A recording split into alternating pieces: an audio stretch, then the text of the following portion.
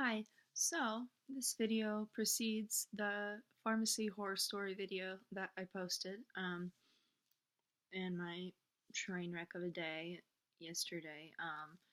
So it kind of goes beyond yesterday, but I found out about a clinical trial for a rheumatoid arthritis drug that they were testing in lupus patients that is going on by a doctor in my town. And I inquired about it, and I went in and interviewed, and they just needed my medical records, which I sent them. And I got a call about a day after I had sent the records, and the person that was working the desk said, "Oh, good news, you don't qualify because you don't have lupus." And I was very taken aback because I've spent the last year of my life being told I have lupus and being treated for lupus and suffering from lupus symptoms.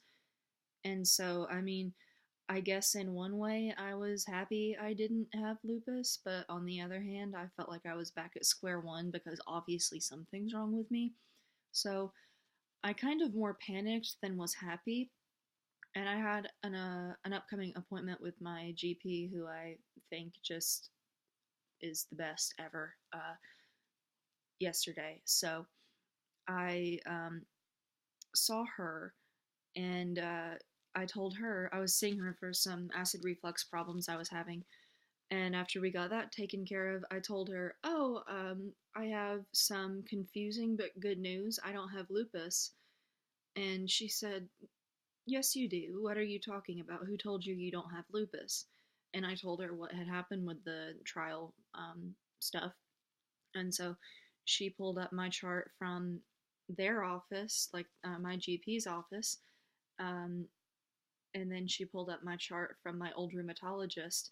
And my old rheumatologist was remarkably unhelpful and very rude and never explained anything to me and was not very helpful. And so, I mean, when I was referred to him, I was told, "We're referring you because you have lupus," but then he never said anything after that, really, except for mentioning Sjogren's.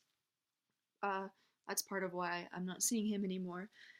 But my GP, when she pulled all that up, she said, "Yeah, it's right here. You have lupus, Sjogren's, and mixed connective tissue disease." And my heart kind of stopped when she said mixed connective tissue disease, because I had never, ever, ever been told by any doctor or any professional that I had mixed connective tissue disease, although it was a fear of mine because I had had symptoms that weren't explained by what I had been knowingly diagnosed with, like lupus and Sjogren's. And I thought maybe I was misdiagnosed and had mixed connective tissue disease instead. But no, this whole time, for the past almost year, since March of last year, I have had a diagnosis of mixed connective tissue disease on top of lupus and Sjogren's and had absolutely no idea. And I went into a bit of a panic because, from what I know about mixed connective tissue disease, it can be much more dangerous in the long run and harder to manage than lupus and Sjogren's. But also, it felt very validating because I, like most people with chronic illness, I'm sure, feel very worthless, I guess, because of my symptoms and the severity of them. I can't do all that much all the time. I am really bedridden a lot, and I guess having that diagnosis added on, it made things kind of click and make sense. But I feel very betrayed by the trial doctor who told me that nothing was wrong with me at all when I clearly had three different autoimmune diagnoses. And then I'm upset with my old rheumatologist who never even mentioned it to me, let alone what I should worry about or what I should do about it. And my GP was shocked that I didn't know, because it's not her job to tell me what another doctor diagnoses me with. Um, so I'm very nervous about my next rheumatologist appointment with the new one at Vanderbilt, because I just very much don't trust doctors now, and I kind of didn't before, except for my lovely psychiatrist and my lovely GP and his nurse practitioner.